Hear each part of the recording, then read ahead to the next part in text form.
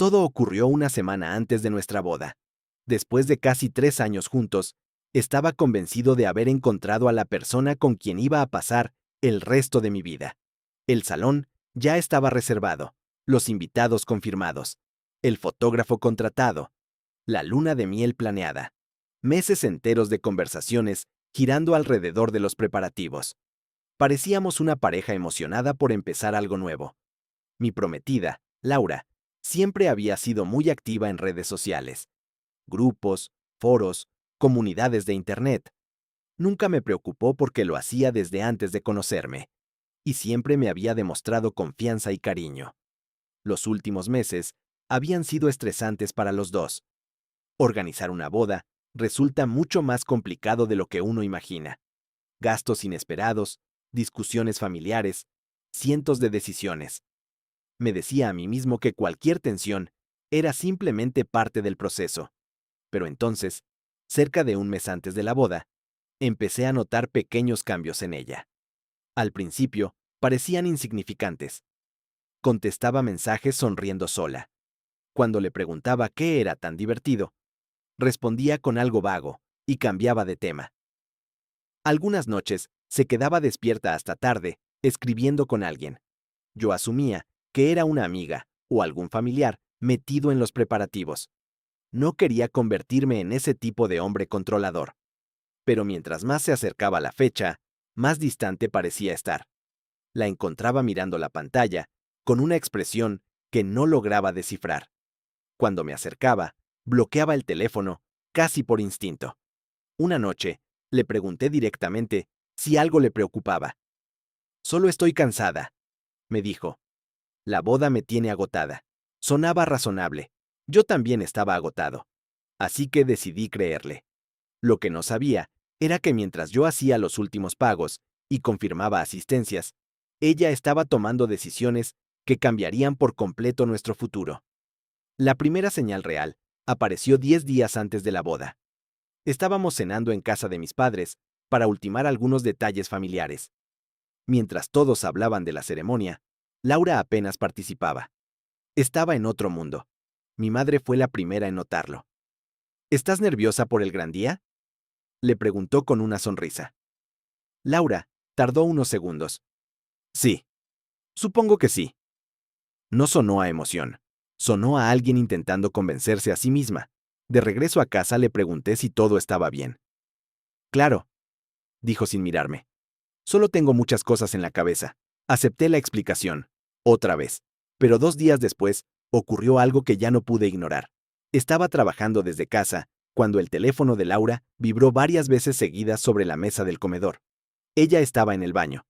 Normalmente, jamás habría prestado atención. Pero la insistencia me llamó la mirada. No tomé el teléfono. Ni siquiera lo desbloqueé. Pero alcancé a ver parte de un mensaje que apareció en la pantalla antes de apagarse.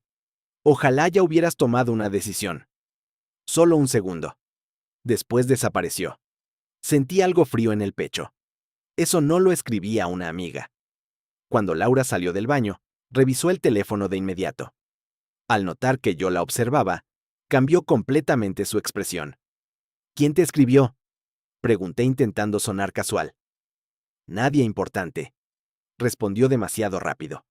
Guardó el celular en su bolso y no volvió a mencionarlo. Esa noche apenas hablamos. Por primera vez desde que la conocía, sentí que me estaba ocultando algo serio. Los días siguientes fueron todavía más extraños. Laura salía con frecuencia, siempre con algún pendiente relacionado con la boda. Desaparecía durante horas. Cuando regresaba, parecía nerviosa y esquivaba cualquier conversación sobre nuestro futuro. Incluso, dejó de hablar sobre la luna de miel, algo que antes la emocionaba enormemente. Yo intentaba convencerme de que estaba exagerando. Faltaba poco para casarnos. Quizá era el estrés. Quizá estaba buscando problemas donde no los había. Y entonces, llegó la llamada. Era Sofía, una de las amigas más cercanas de Laura. Nos conocíamos de años. Nunca había tenido motivos para desconfiar de ella. Su tono de voz me preocupó desde el primer segundo. «Necesito preguntarte algo», dijo. «¿Todo sigue bien para la boda?». La pregunta me sorprendió. «Claro, o al menos eso creo». ¿Por qué? Hubo un silencio, que duró demasiado. Porque Laura me contó algo hace unas semanas. Pensé que tú ya lo sabías. Sentí un nudo en el estómago. ¿Saber qué? Sofía dudó antes de hablar. Conoció a alguien por internet. Por un momento pensé que había escuchado mal. ¿Qué quieres decir con que conoció a alguien? Un hombre. Empezaron hablando en un grupo en línea hace varios meses. Al principio, parecía una amistad. Pero después, empezó a hablar mucho de él. Demasiado. La sangre me abandonó el rostro. Intenté mantener la calma mientras escuchaba. Según Sofía, Laura llevaba meses mencionando a esa persona. Hablaba de lo mucho que coincidían, de las conversaciones interminables que tenían, de cómo parecía entenderla mejor que nadie. Y esas conversaciones habían aumentado precisamente durante los meses previos a nuestra boda. Pensé que tú estabas enterado, dijo Sofía. Ella actuaba como si no fuera un secreto. Cuando colgué, me quedé sentado en el automóvil durante varios minutos, sin poder moverme. Mi mente buscaba una explicación lógica. Quizá era una amistad inocente. Quizá Sofía había malinterpretado todo. Quizá yo estaba sacando conclusiones precipitadas. Pero en el fondo, algo ya encajaba. Esa noche, observé a Laura de otra manera. Noté cómo sonreía cada vez que llegaba una notificación. Noté cómo inclinaba la pantalla para que yo no pudiera verla. Noté cómo parecía más presente con su teléfono que conmigo. Por primera vez, empecé a preguntarme si realmente conocía a la mujer con la que estaba a punto de casarme. 2 días después, ocurrió algo que no esperaba. Laura salió de casa apresuradamente, porque una de sus hermanas la había llamado por una emergencia familiar. En la prisa, olvidó su computadora portátil encendida sobre el escritorio. Yo no tenía intención de revisarla. Al menos, no al principio. Pero cuando fui a apagarla para no gastar batería, vi una ventana de chat abierta. Mi nombre aparecía varias veces en la conversación. Me quedé inmóvil. Sabía que estaba cruzando una línea, pero también sabía que ya no podía seguir ignorando lo que tenía delante. Empecé a leer. Al principio, las conversaciones parecían inocentes. Películas, música, trabajo, experiencias personales. Pero mientras avanzaba por los mensajes, el tono cambiaba. Se volvía más personal, más íntimo, más peligroso para una relación que estaba a una semana de llegar al altar. Laura le contaba cosas de nuestra vida que yo creía privadas. Hablaba de nuestras discusiones, de mis defectos, de las dudas que había comenzado a sentir sobre nuestro futuro juntos. Pero lo peor vino después. Encontré mensajes donde admitía que estaba confundida respecto a la boda. Mensajes donde decía que no estaba segura de estar tomando la decisión correcta. Mensajes donde comparaba constantemente nuestra relación con la conexión que sentía con aquel hombre. Sentí como si alguien me hubiera golpeado en el pecho. Mientras yo terminaba de pagar proveedores y confirmaba reservas, ella estaba cuestionando toda nuestra relación con un desconocido que nunca había visto en persona. Seguí leyendo. El hombre vivía en otra ciudad. Nunca se habían encontrado cara a cara. Toda su relación existía a través de mensajes, llamadas y videollamadas. Aún así, hablaban como si compartieran algo real, como si entre ellos ya existiera una historia. Y entonces, encontré el mensaje que destruyó cualquier esperanza que me quedaba. Era reciente, apenas unos días antes. Laura escribió: si no estuviera comprometida, todo sería mucho más fácil. La respuesta llegó casi de inmediato. Entonces quizá estás con la persona equivocada. Me quedé mirando la pantalla, sin poder apartar los ojos.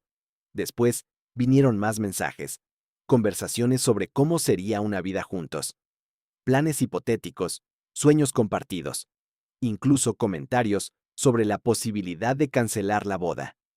Aquello ya no era una amistad, era una relación emocional completa. Tal vez nunca se habían tocado, tal vez nunca se habían visto en persona, pero habían cruzado límites que para mí eran imposibles de ignorar. Cerré la computadora justo cuando escuché la puerta abrirse. Laura había regresado. Durante la cena, apenas pude hablar. Ella notó que algo ocurría. Me preguntó varias veces si estaba bien. Respondí que sí. Necesitaba tiempo para procesar lo que acababa de descubrir. Necesitaba decidir qué iba a hacer. Pero no tuve que esperar demasiado, porque a la mañana siguiente fue ella quien tomó la decisión primero. Laura me pidió que habláramos. Su expresión era distinta. No parecía nerviosa, parecía resignada. Nos sentamos en la sala. Durante unos segundos ninguno dijo una sola palabra. Finalmente, tomó aire. No puedo hacerlo. Sentí que el tiempo se detenía. Aunque ya sospechaba lo que estaba ocurriendo, escuchar esas palabras fue completamente diferente. ¿No puedes hacer qué? Pregunté. Ella bajó la mirada. No puedo casarme contigo. Silencio. La semana siguiente debía ser nuestra boda. Los invitados ya habían confirmado. Las familias organizaban los últimos detalles. Todo estaba preparado. Y ella acababa de destruirlo todo con una sola frase. ¿Es por él? Pregunté. Laura levantó la cabeza de inmediato. Su expresión lo dijo todo. En ese momento comprendió que yo ya sabía la verdad. ¿Qué viste? Preguntó. Lo suficiente. Hubo un largo silencio entre los dos. Finalmente, me confesó todo. Que llevaba meses hablando con ese hombre. Que lo que comenzó como una conversación casual terminó convirtiéndose en algo mucho más profundo. Que nunca planeó que ocurriera. Que simplemente sucedió. Una explicación que no hizo que doliera menos. Ni siquiera lo conoces realmente. Le dije. Lo sé. Nunca lo has visto en persona. Lo sé. Y aún así, estás cancelando nuestra boda. Las lágrimas comenzaron a aparecer en sus ojos. Porque ya no estoy segura de nosotros. Esa respuesta fue la que más me lastimó. No porque estuviera eligiéndolo a él, sino porque entendí que llevaba mucho tiempo dejando de elegirme a mí. La conversación duró horas. Intentamos entender en qué momento todo se rompió. Pero la realidad era simple. Si una semana antes de casarse, alguien aún duda de querer hacerlo, la decisión ya está tomada. 2 días después, comenzamos a cancelar todo. Llamadas a familiares, explicaciones a amigos, depósitos perdidos que jamás recuperamos, preguntas incómodas respondidas una y otra vez. Fue humillante, doloroso, agotador, pero también necesario. Los meses siguientes fueron difíciles. Escuché rumores de que Laura intentó iniciar una relación con ese hombre. Según personas cercanas, finalmente llegaron a conocerse en persona. No sé qué pasó después. Y sinceramente, nunca quise averiguarlo. Para entonces, ya estaba concentrado en reconstruir mi propia vida. Pasó mucho tiempo antes de que pudiera hablar de todo esto sin sentir rabia. Pero con la distancia, entendí algo importante. No perdí una esposa. Perdí una ilusión. La mujer con la que quería casarme dejó de existir mucho antes de que se cancelara la boda. Simplemente, fui el último en darme cuenta. Y aunque en aquel momento sentí que mi mundo se derrumbaba, hoy agradezco que ocurriera antes del matrimonio y no después. La boda nunca sucedió. Y viendo todo lo que descubrí, fue lo mejor que pudo haber pasado.